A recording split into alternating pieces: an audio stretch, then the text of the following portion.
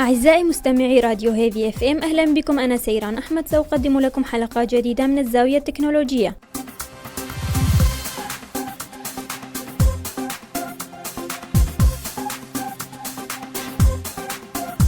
في هذه الحلقة أعزائي المستمعين، شركة يابانية تطور روبوتا لقيادة الدراجات النارية.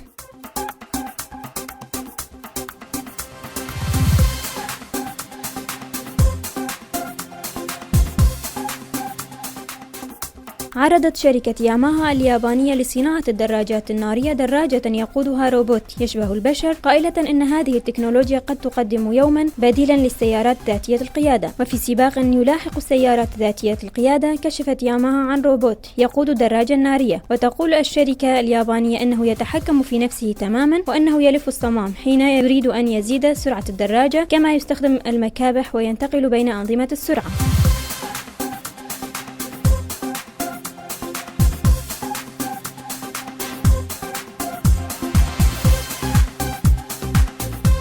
أطلقت الشركة على اختراعها الجديد اسم موتوبوت فير 1، وهو قادر على تحليل موقعه ومساره من خلال النظام الدولي لتحديد المواقع GPS، كل هذا دون أي تدخل بشري. ويمكن لهذا النموذج أن يسير بسرعة 120 كيلومتر في الساعة، وإن كان لا يزال يحتاج إلى أداة للحفاظ على التوازن في جانبي الدراجة حين يبطئ من سرعتها.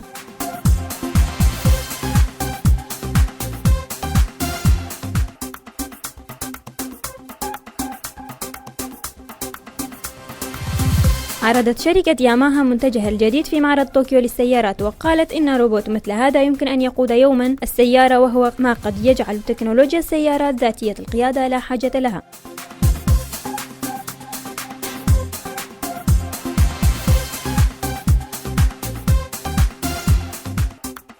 وقال هيروشي سايغو المدير التنفيذي لياماها موتورز أند لابورتري: إذا وجد مجتمع سعيد وآمن بعد أن انتشرت فيه السيارات ذاتية القيادة، أود أن أجعل ذلك يحدث بشكل أسرع، وحتى يمكن تحقيق ذلك فإن تحويل السيارات غير كاف، لأنك تحتاج إلى شراء كل شيء من جديد. مفهومنا هو أنك إذا وضعت هذا الروبوت في سيارتك، ستصبح سيارتك من الغد ذاتية القيادة.